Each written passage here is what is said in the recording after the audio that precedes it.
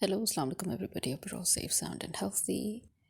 And I think we need to try and understand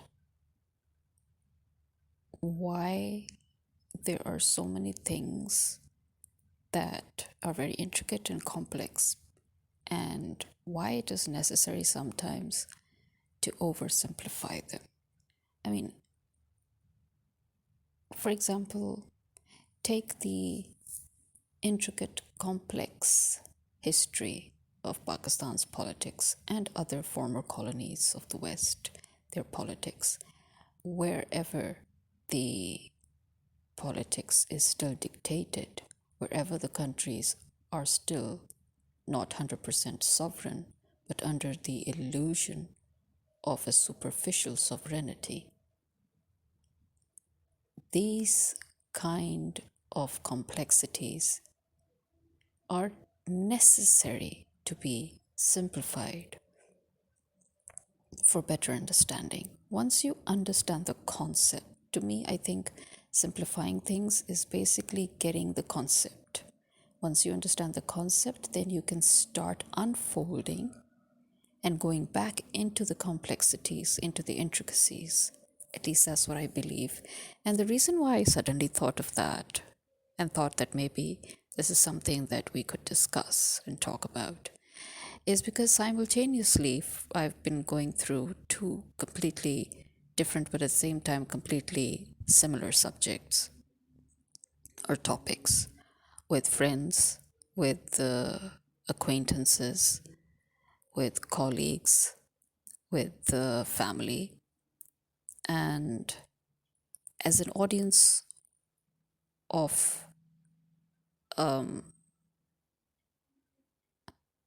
the media, you can say. Remember, as I said, as a writer and as a person who has worked in the media, as a screenwriter and as a producer, the entertainment media is just a fun way of educating people.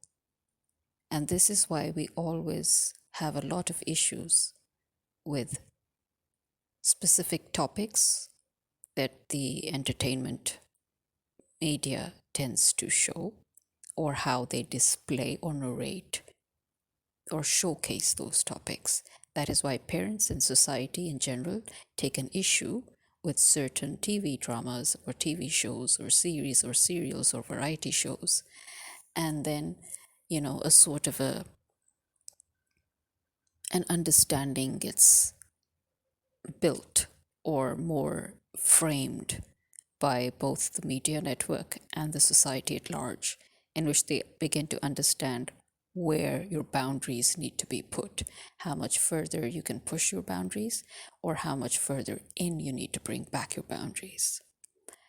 So, as I said, we shouldn't take lightly the entertainment media, and that is also why the people behind it should not just go all out in the name of entertainment, in the name of ratings. And it is even worse when the news media does that, because the news media has become more of entertainment, whereas the entertainment media seems to have toned down and gone more towards philosophy or more towards intricate discussions of complex issues of society. And so, again, back to my point that this is why it is very necessary to simplify things for better understanding. And then from there, we can unravel. For example, the question that arises: is there such a thing as a just war? And your answer, especially on a secular level, would be that principally there is no such thing as a just war. But sometimes there is need for force, because sometimes the best defense is offense. And then we come to this point where we need to understand the difference between using the words just with war and talking about offense and defense.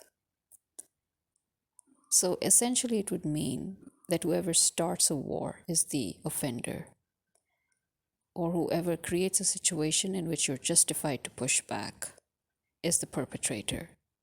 And so you pushing back becomes justified. But now here we can bring in religion. Here, Islam can come in for those of us who are Muslims. And where we come in, we would say that there is a concept of a just war, but within boundaries. That means pushing back is justified, but you must also keep your boundaries. It means that the laws, the rules, everything still pertain. They are still relevant, they still must be followed. Civilians must not be dragged into the war, for example. Trees cannot be cut down. Environment must be taken care of. Children, women, and older people, or those people who are not actively involved in the war, must not be touched. Now, in the secular world, as you can see, all these rules are always constantly broken. They have been broken by almost every single country that has fought a war in the secular world, especially the modern warfare, where they think that they are justified to have collateral damage. Now that is where your justification ends. You're justified to push back, but you're not justified to create collateral damage or to normalize collateral damage. There is no such thing as collateral damage. And we cannot again go on and say these are just ideal philosophies or ideologies that are in books. No, because they were practiced. For the longest of time, they were practiced. Believe it or not, they were practiced even by the non-Muslims in ancient times, because this was a courtesy, it was a common sense. Because again, here, that's the difference. Before, wars were fought based on a lot of common sense. Common sense was never dropped out. But now, our so-called technologically evolved society has dropped all common sense, dropped all boundaries, and we have decided everything is fair in war. Who created that line? The West. Everything is fair in war. Although one could say that it's probably the Chinese and the art of war, But no, the point is not everything is fair in war. Just as how not everything is fair in love, by the way. No, it's not. There are rules and regulations there so that you do not lose your common sense. And this is why you see people in the army either being psychotic freaks or committing suicide. Those who have an ounce of common sense will go into depression and they will either commit suicide or they will leave the army or get reassigned to something better, something more peaceful. And I swear, hours of silence, but the minute I begin to start my podcast, that is the time every single person has to wake up, even in the middle of the freaking night, and make a lot of freaking noise. And just like that, the minute I hit pause, everything is silent. Now I've started talking again. Wait for a few seconds before everybody again starts making noise. So, where was I? Simplification. So here we need to now understand why simplification is important. Wars are justified, but senseless wars are not justified. And then you would say now, who's to judge? Well, we already have the rules and regulations laid down. But together with those rules and regulations, there is also another rule in Islam which says, do unto them what they're doing unto you. In other words, if they choose to break the laws, if they choose to break the rules, then match them in their warfare.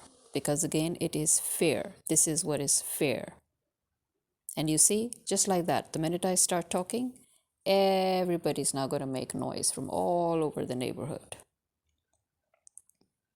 There we are.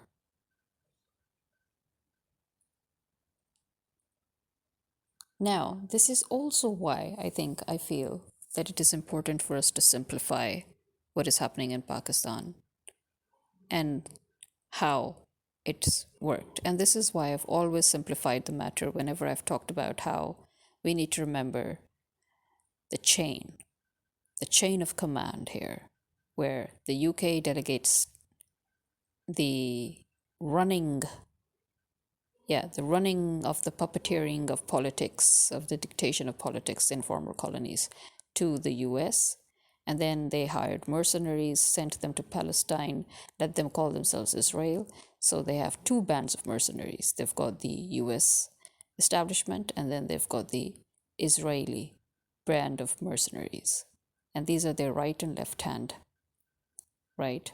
And now you've got your right hand and your left hand. And then at the end of the day, what are you going to do with them? You're going to use them to monopolize everything to your gain. And so remember, that is also why I said easy to simplify to understand even history of Pakistan. So once you've understood that Pakistan was hijacked the very day it was founded, when the army that was planted right then was planted by the British. They served the British interests. And so later on, it has now become a historical chain where every army chief that is chosen, especially one that is chosen by either Nawaz Sharif's government or Zardari's government, have to sign away. Yes, they have to sign away their faith.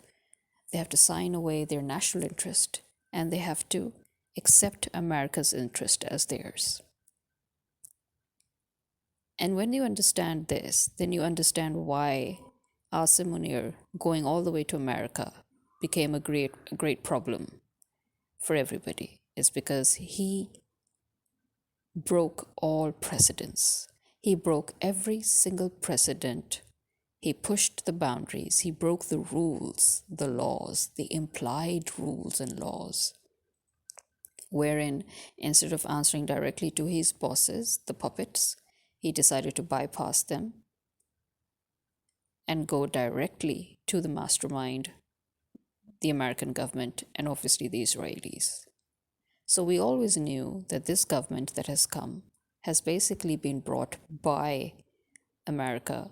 And one of the biggest tasks that they were given is something, again, that we knew right from day one, and that is to ease in the acceptance of Israel so that they can work openly and properly with the American interest, which is, again, Israeli interest, because it's all the British interest at the end of the day. And so when you see these, then it's very easy then to again dive into the intricacies as to the whys and the wherefores. And then you see patterns, you understand the patterns. Remember, it's not necessary to overcomplicate things in order to get the concept clear. But it is sometimes, in fact, most of the time, as a teacher, I can assure you, very necessary to simplify things first and then dive into the intricacies. It's just like how you do a Google search, for example. You start with a basic question and then you say, okay, but this is this. When you look at the answer, you're like, okay, this is this. But then what about this? And then you get a more detailed answer and you're like, okay. And as you see, there is this tab that says dive deeper. Yeah, that is how it starts. We always start with the basics. That is how our education also basically is patterned. You start with the basics and then you go deeper and deeper and deeper and deeper. The higher the level, the deeper you go, right? That is how things are done. That is how things should be done, instead of overcomplicating things and then trying to summarize them into something. No. First, start with a one-liner. That is also how we do scripts.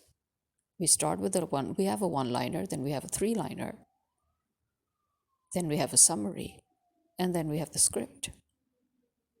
So what's your one-liner? That is your summary, that is your basic concept. Then move on to a basic summarization or a three-liner. Then move on to a paragraph. Then move on to the details. So This is why, in most of my podcasts, even when I talk about politics or when I talk about, you know, I keep on and on reminding that, remember when Pakistan was founded, this is where it started. Remember, this is where it started. Remember how the British delegated to the US. Remember how in the US after the Civil War, how they assassinated the president because he was deviating from that agenda. Remember and understand why Obama had such a hard time. And despite that, he served 2 terms. And so everything will fall into place. First of all, understand the basic pattern. Look at the forest, and then take out your magnifying glass and look at each tree. So, I do think that as a teacher, especially, I think maybe one of the reasons why I have been very successful in almost more than 2 decades of my profession in teaching is because I have never tried to overcomplicate things, even for my students. I first to drill in the basics.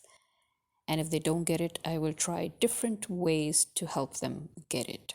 Only and only when I'm satisfied that everybody has got the message, the concept, that is when we dive deeper.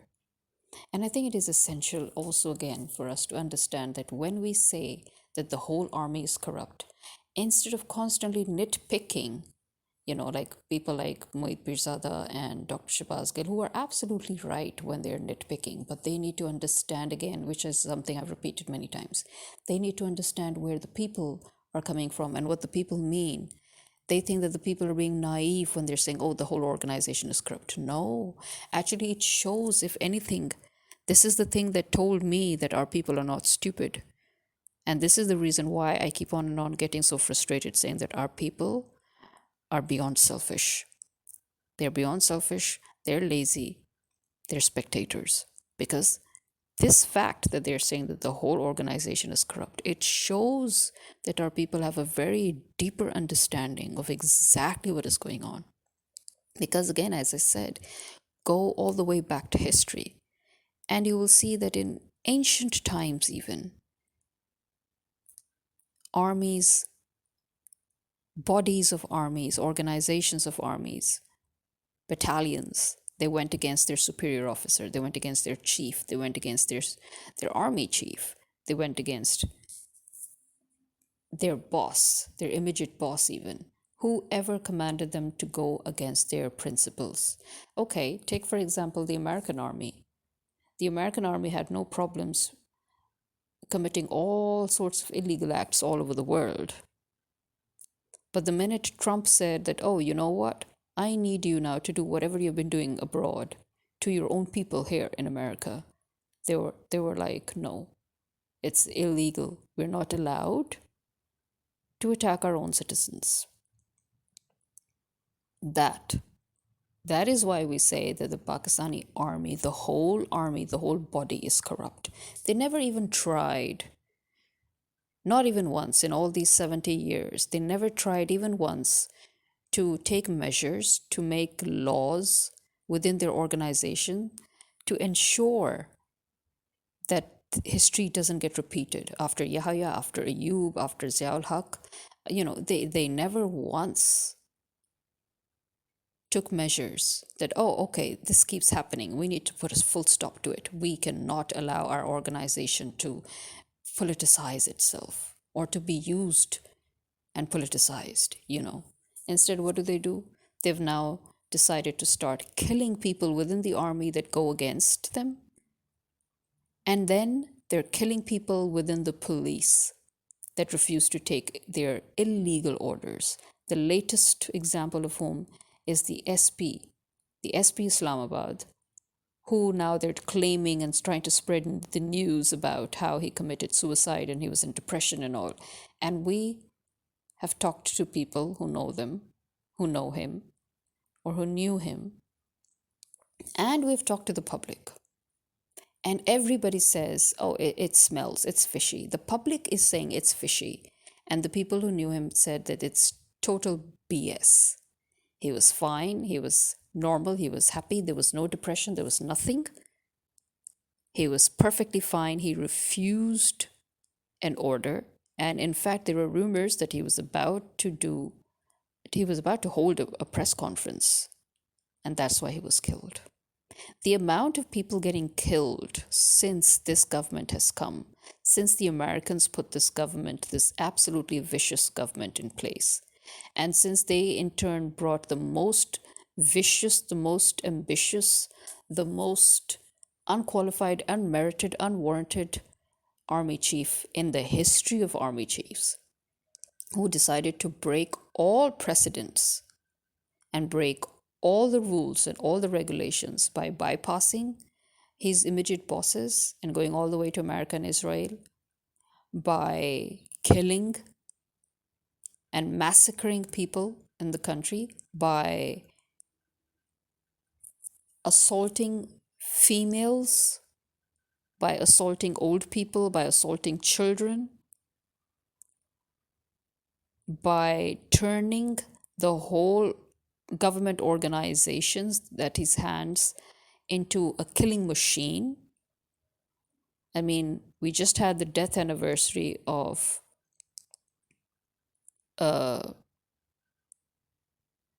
sorry, of Arshad Sharif, the journalist, you know.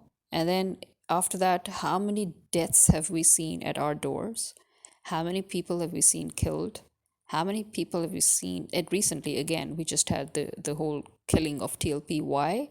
Just so that he could. Can you imagine the brains of this person? Imagine the barbaric brains of this person, that he decided to use his own people to stage a protest. He trapped them and then he killed them just so that he could use that as leverage with the American government, with the American machinery, to accept him as a person who wants to develop a career as a dictator. Imagine the lengths through which this person is going.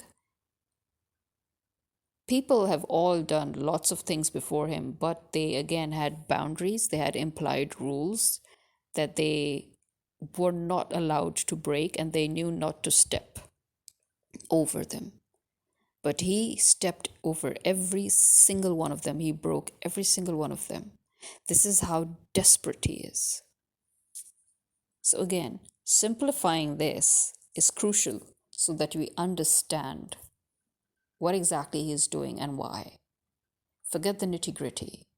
When you understand this, you will understand everything else. And that is why it is essential for people, especially even journalists and analysts and all, not to go into these details, unnecessary details, but to place the bare minimum facts that can help people to connect the dots, and that helps things fall in place. And then from there, people can dive deeper.